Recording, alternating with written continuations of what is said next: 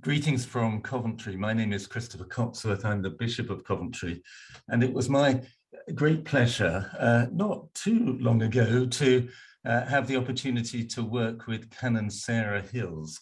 Sarah was the Canon for Reconciliation in the cathedral, and I learned a great deal from her. Sarah then moved on to Holy Island. Wow, what a great position to have in the life of the Church of England, to be Vicar of Holy Island. In fact, Sarah, I came to see you not long ago and stayed in your wonderful vicarage with you and Richard, and that was beautiful. But I really appreciated your time in Coventry. And I thought it would be helpful, certainly for me, to have a conversation with you in the aftermath of the death of, well, one of the towering figures of Christianity in our time, Desmond Tutu. A mighty tree has fallen, said Lord Boateng. He had a great influence on so many of us. I had actually only met him once. I was in a little room in King's College, London. I was doing some examining with academics from King's College, and he suddenly burst through the door, and the whole place filled with light and a great sort of feeling of joy. That infectious laughter filled the place. Joy is something that I certainly remember of him, even in the hardest times. I remember reading a book that he wrote, I think, with the Dalai Lama. That's right, yes. You told me about that, actually. Did I? Yes. You yes. did, yeah. And so, but Sarah, you knew him personally. I remember when you were installed in Coventry Cathedral. I think you brought a message from, as you said, the Arch.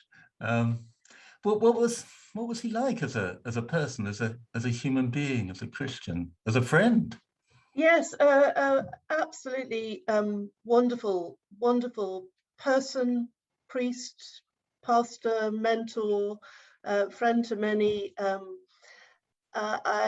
I really miss him, actually. I hadn't seen him for a good while, as he was getting frailer.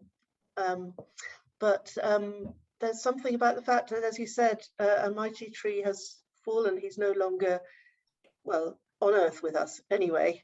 Yeah, the first time I met him, I was an ordinand on placement at Cape Town Cathedral, and it was Lent, and then Holy Week, and I asked somebody, would the Archbishop be around at all for Good Friday? And they said, well, he's always on a silent retreat during Holy Week, and he will come to the cathedral on Good Friday, but he will be in mufti, and he'll be sitting in the congregation, and of course he'll be silent because he's on a silent retreat.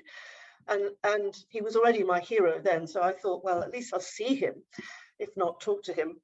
So after the service, we were changing in the vestry, and the door burst open, as you just described, burst open, and there he was, and he said, I'm on a silent retreat.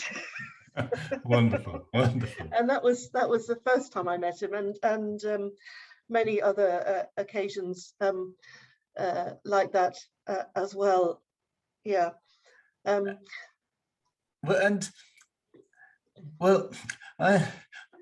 really interested in what forms a person, a human being, and what are the sort of influences on a person that, as it were, sort of sets them in the right direction. What do you think formed Desmond Tutu so that he could be this person of joy? And I'd love to talk to you a little bit more in a moment about what he teaches us about what we can learn from him about reconciliation, even in the hardest situations when no one thinks that reconciliation is at all possible. But what do you think were his formative influences as a person, a human being, a Christian, priest, bishop? I think he grew up in straitened circumstances in Soweto. So he came from Soweto. These were his roots. Yeah. And he had various illnesses as a child. So I think was in bed for quite a while. That will have changed his outlook on life quite considerably, I'm sure. And his mother was a domestic worker, and they met Trevor Huddleston, the fabulous anti-apartheid priest, in the street one day, and he showed him great kindness. And I think Desmond talked a lot about the effect that that one encounter had on his life and on his faith, and on his formation, particularly, that somebody in that circumstance during apartheid, somebody who was white was able to interact as to make him feel like an equal, to make the arch feel like an equal. And I think also in terms of his formation, he prayed and prayed and prayed. Yeah. He was very Eucharistically focused as well. He held a daily Eucharist. Did he? Wherever he was. And I remember talking to him once, and I can't remember what was happening. I think I was probably a bit stressed about my PhD or something. And I said, what do you do when you get stressed or tired or disillusioned, or when you think reconciliation isn't going to work, and you've got your head in your hands and what to do? And he said, I get up an hour earlier to pray. I mean, I think he already got up at about 4 or 5 a.m. to pray. And so that undergirded his whole life as a priest and then bishop and of course archbishop. I think the other thing that undergirded his formation was his deep sense of God as a joyous, joyful, gracious, grace-giving God, and God who is not dour in any sense. It's his sense of a God of justice, but a God of justice with kindness, with mercy, and I think that's partly where his infectious giggle and his sense of humour came from. I think he didn't want us as Christians to go around being pious or to sit too heavily to the whole Christian endeavor, Christian life. But he had a backbone of steel as well, and I think in that position one has to. He had huge courage. Some of the times when he was marching with the armed police right there, courage also to say to ordinary people about ordinary things, this isn't okay, or this can we try this a different way? So he wasn't. I remember one occasion when he was leading. He used to lead after he retired, but before he got frail, he used to lead the early morning Friday Eucharist at St George's in Cape Town at 7:15 in the morning, and there was always a responsorial psalm in the Eucharist. And on one occasion, there were a whole load of tourists there in the service who clearly weren't used to church. They'd come to see him, which is fair enough. But and he started the psalm. He explained about pausing at the end of the line. And the people just went through. I think I was deaconing for him or reading the gospel or something, but people just went through the pause, and he stopped the psalm and he said, no, I've explained this. This is how we do it. I'll explain it again. And he started again, and we got slightly further, but they still powered through the pause. and then he said, and he wasn't being funny. He was deadly serious. He said, I'm going to stop again. If I came to your house for dinner, I would abide by your house rules. And so please, you're in God's house, and I'm leading this service, so please abide by our rules. and started again, and there was silence. So that's a very minor example of it's lovely. Care over everything had to be done for the best intentions, but right, and right in terms of righteous and justice as well. So they're beautiful reminiscences, and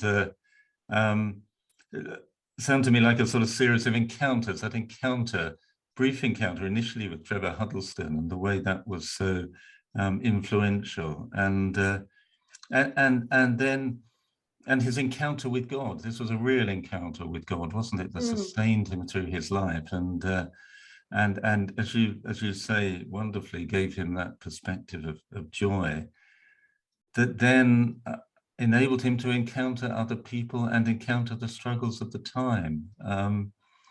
Really wonderful to hear, and as you say, the way that was so deeply rooted in his own encounter with God, his prayer, his Eucharistic life. I can't imagine him, just as you were speaking, I was thinking, I can't imagine him being a bishop or an archbishop and not acting as he did. It was so ingrained in him. It's just, I just can't imagine him not being who he was and doing what he felt he had to do but wanted to do under God. I think, it's the under God thing as well. And I think the other thing about his formation is that he was a person who showed his emotions. I suspect many of us remember those scenes at the Truth and Reconciliation Commission when he wept with his head in his hands, hearing some of the atrocities that had happened. He wasn't afraid to weep. He wasn't afraid to laugh. He wasn't afraid to hug people. And that, I think the embodiment of faith was something that was huge in him. The embodiment of faith. That's wonderful. Sarah, that's led us very nicely into this sort of wider theme that I'd love to talk to you about, of reconciliation. You mentioned the Archbishop's, the Arch's role in the Truth and Reconciliation Commission and that lifelong commitment to reconciliation. I learned a lot from you about reconciliation and your experience in South Africa and Northern Ireland and your own ministry of reconciliation. Well, what do you think we can learn from Desmond Tutu about reconciliation? Perhaps what did you find yourself learning? There are two main things. I think one is about forgiveness and its role, and the other is about Ubuntu. And I'll start with Ubuntu. Ubuntu is a Southern African word meaning really, I exist because you exist. We only exist in relationship to each other.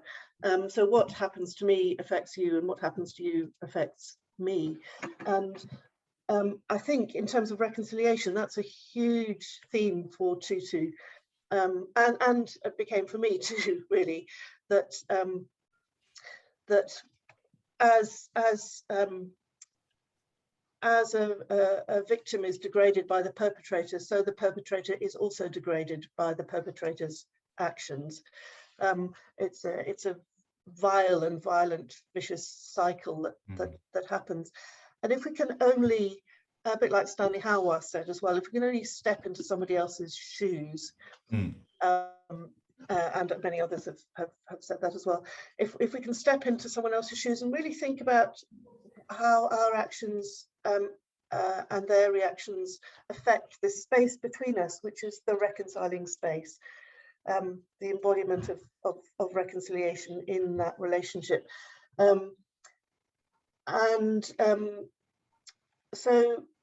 So he when he wept in the TRC, he wept out of horror and despair and sadness at what had happened to the victim, but also horror and despair and sadness at what the perpetrator had done, and how that had affected their own soul as well, and their own person as well. And I think we do well to always remember that in reconciliation work. And then, did that, was there then a link with forgiveness, or did that come from a sort of another source? I'm not sure about the source, but certainly I think there is a link there with forgiveness. There are many, particularly South African writers in reconciliation, some of them political, some of them theological, who feel that forgiveness doesn't have a place in politics. Right. Tutu was the opposite. Tutu felt that forgiveness was absolutely at the heart of reconciliation in the political sphere, in the TRC, in apartheid, in other situations of injustice. He was very clear about reconciliation with the earth. Probably heard he was aquamated, which I'd never heard of before, because it's greener than being cremated. And in terms of inclusivity in all sorts of ways, and justice for all sorts of people and peoples. So I think he was very, very clear that forgiveness was necessary, because we are forgiven by God first. But I think it saddened him probably that I think he would have loved forgiveness to be something which came more easily to people. And of course, it's a hard thing. It's one of the things I've particularly learned is that from him about forgiveness is that it is a craft. It is something that we have to practice. It's not necessarily, and often not, I think, a one-off moment of forgiveness. Something that we can do you get think he better found at. it difficult to forgive himself? I mean, not forgive himself, but forgive others in I don't think he did. No, really. I never had that conversation with him, but I don't think he did from observing him and knowing what else he said. I mean, I think he was very humble as well. He would never say that, you know, he was perfect at anything. But I don't get the impression he found it hard to forgive. I think it was part of his deep faith. After all, that's what happens in the Eucharist, isn't it? And from a very Eucharistically centered spirituality and faith, and that's what would happen, I think, for him. And I think it's also important to say that, you know, in his roles as bishop and archbishop and priest, he called out injustice and called out apartheid particularly, and other injustices, but he carried on after he retired as well. It was so embedded in him. He didn't put it all down and say, no, I'm not an archbishop anymore, that's somebody else's job.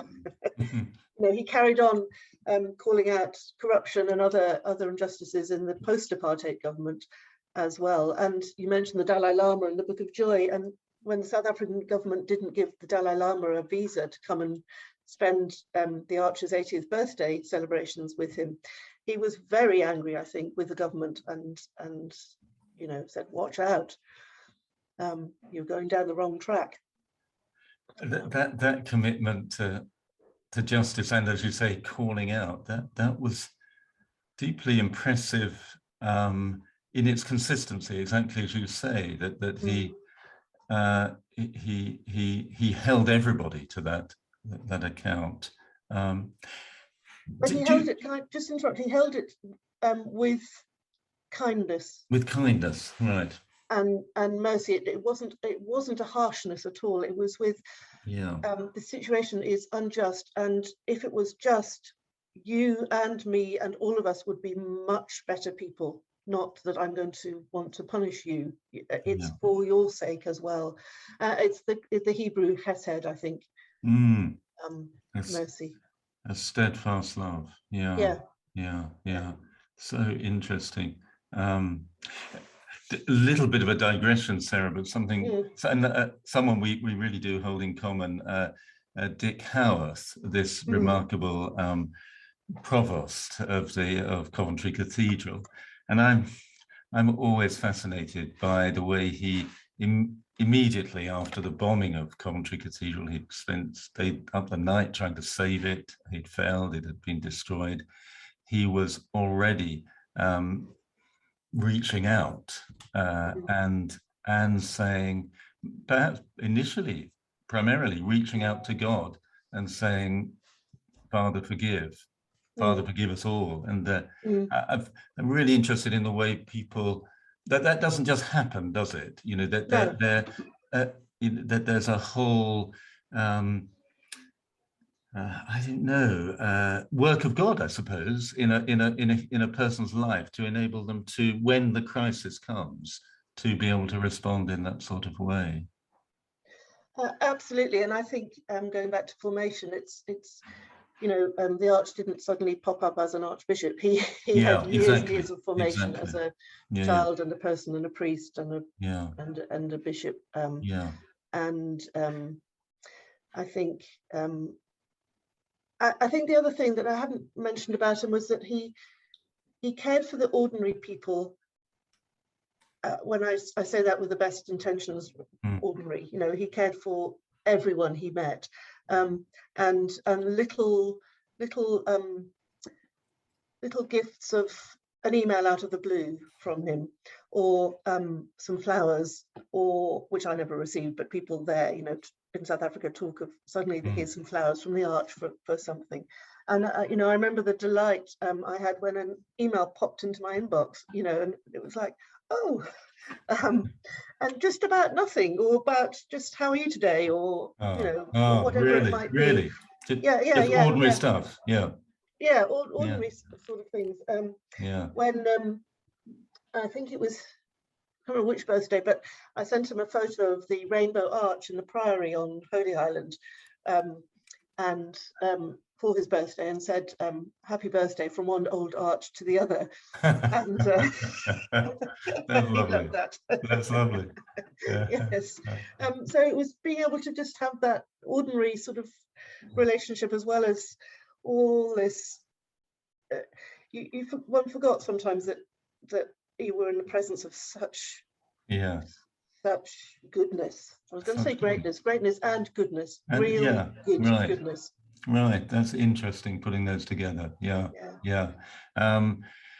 Yeah, very moving. Just, you know, a capacity to be interested in and involved in the ordinary things of life. And yet this was a person who was involved in some pretty extraordinary world events, and found himself, I guess, with Mandela and other leaders of the ANC incarcerated. He took a premier position, didn't he?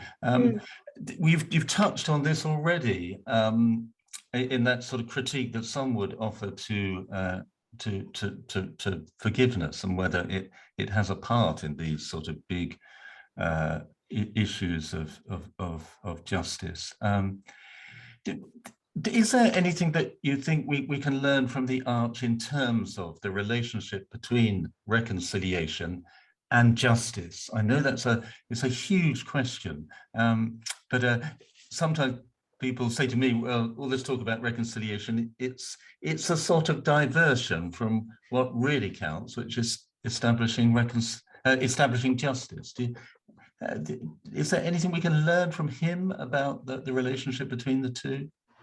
I think so. I think for him, reconciliation was made up of forgiveness and justice. You can't reconcile without both. That's what I understand from what he said to me and observed and read, that they are absolutely hand in hand. Reconciliation is not a separate thing. Reconciliation, as you say, people sometimes, I think, accuse reconcilers of wanting to sweep everything under the carpet and everything will be peaceful and nice. He knew that wasn't the case, and that shouldn't be the case, that there has to be an element of justice alongside the forgiveness, and I think that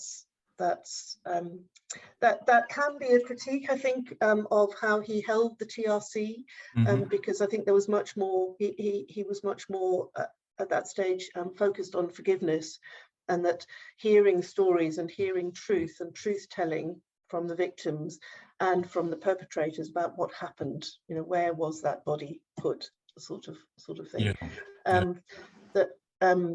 That would lead to forgiveness more. So there is a critique of him and the TRC in terms of it not being allied to justice enough. But I certainly think that justice and forgiveness are integral parts of reconciliation, as others. You know, they wrote a huge list of recommendations from the TRC, particularly about faith communities and what faith communities there should do, and also about restitution, which is a form of justice, of course. Restitution in the sense of making things better together to move forward, not restitution in terms of just paying something back, although that as well. So I think that's how he held justice. Say that again, Sarah. That was a very powerful sentence about restitution as working together to put things right, to make a better future.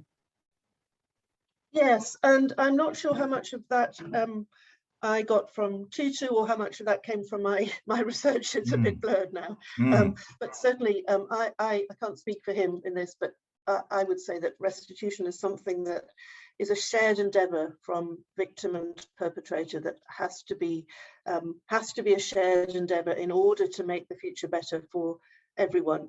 Now, that might mean that the perpetrator also gives some money to the victim, or gives their land back, or returns their bicycle, in Michael Lapsley's story of bicycle theology. But I think I've allied restitution to the Eucharist, and in the administration of the communion, in the giving and receiving of the body and blood of Christ.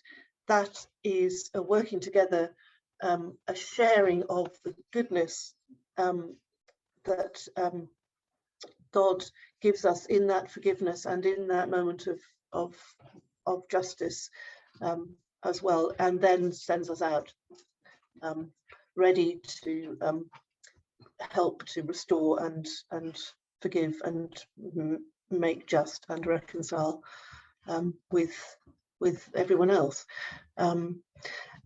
So I think I suspect, as I say, I can't speak for Tutu on this particular point, but certainly I wouldn't be surprised if my theology of restitution has partly grown out of what I heard from him, but also from my own PhD work and study in South Africa. And Sarah, you told me a lovely story of when you were about to venture out onto the doctoral research. You went to see Tutu just to see what he thought about it. Yeah, I did. I went to see him because I'm very, very aware that I'm a white South African, and that brings all sorts of baggage with it, of course. I felt very strongly, is it right that a white South African does this work on reconciliation in South Africa? Should it not be someone non-white? If he had said to me, and I wanted his opinion, and if he'd said no, you shouldn't be doing it, I would have changed my subject. But he laughed at me and said, no, of course you should be doing it, and he formally gave me his blessing as I started, which was just wonderful. That's lovely.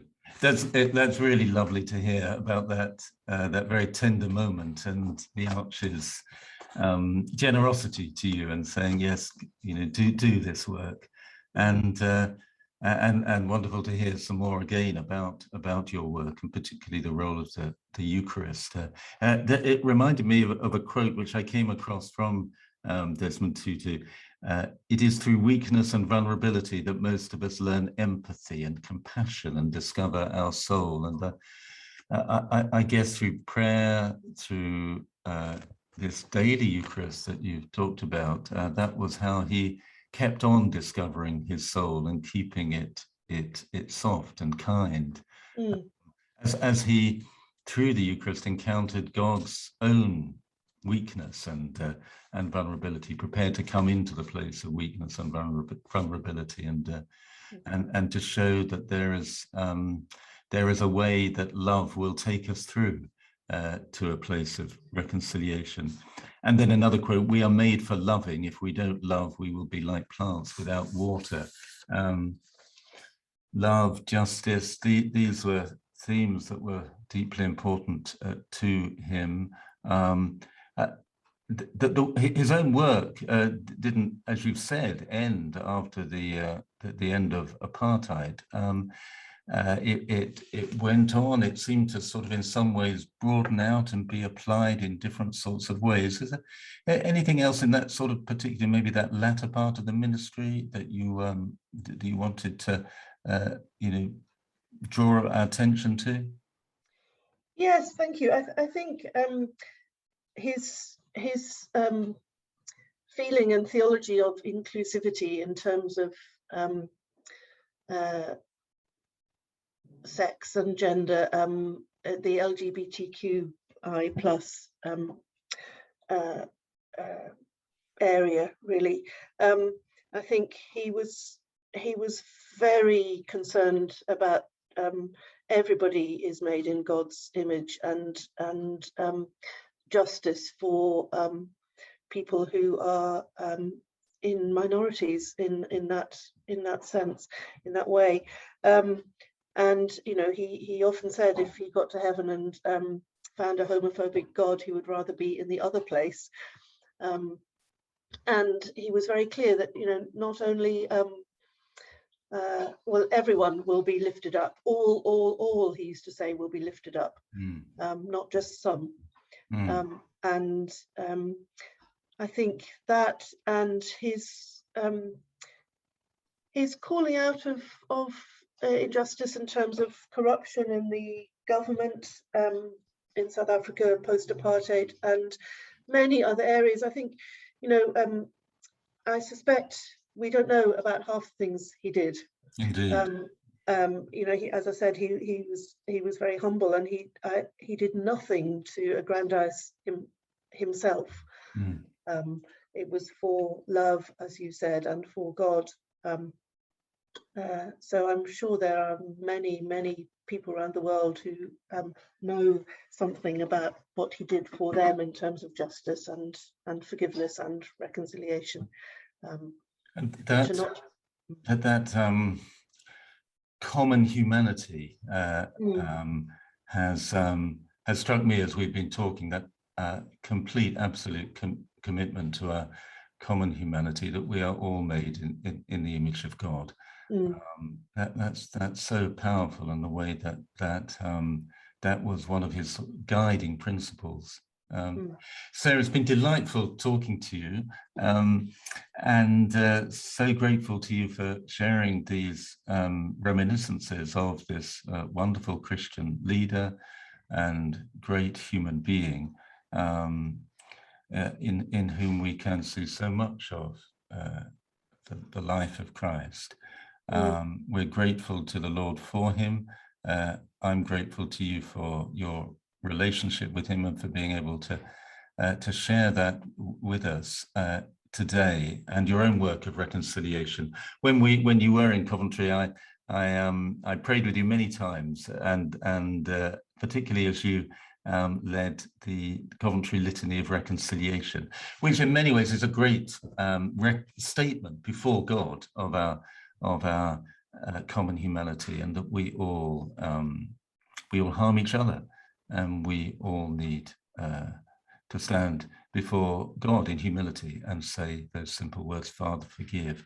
So I wonder whether you might sort of bring us to a close by leading us. Certainly, I'd be delighted. And just before I do that, I just want to share one other memory, really. When the community of the Cross of Nails international representatives were meeting in Cape Town, I organised for us to go and have tea with the Arch, so that others could meet him as well. And the only one of us who had his Cross of Nails on was Oliver Schugraff, the German international rep of the community of the Cross of Nails from Germany. And while we were chatting around the table, I noticed the Arch looking at Oliver's Cross of Nails, and eventually said, I used to have one of those, and I don't know where it's gone. ... How lovely. So Oliver said, would you like mine? Oh, how nice. Oliver gave him his Cross of Nails. So I think that was a really, really lovely thing.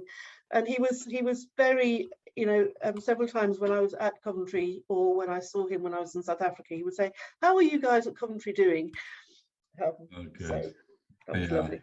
Yeah, yeah.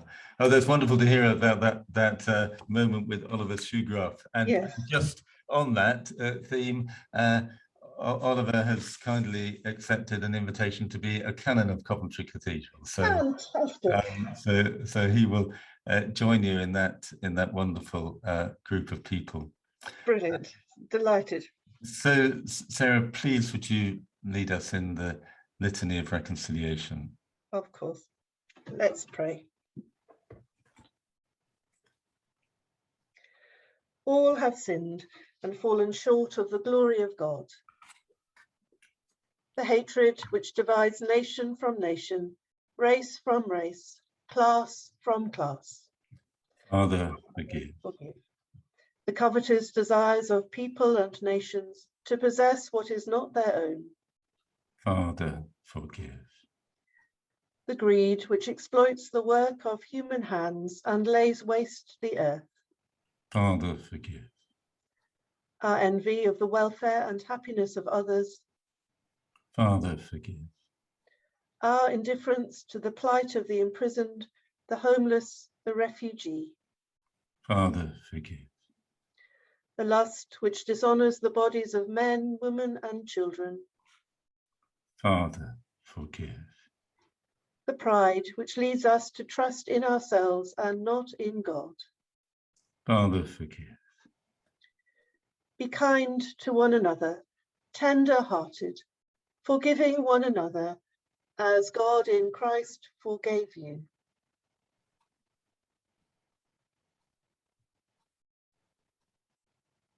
We've just entered the Epiphany season, so I'll conclude with the collect for the day of Epiphany and the season.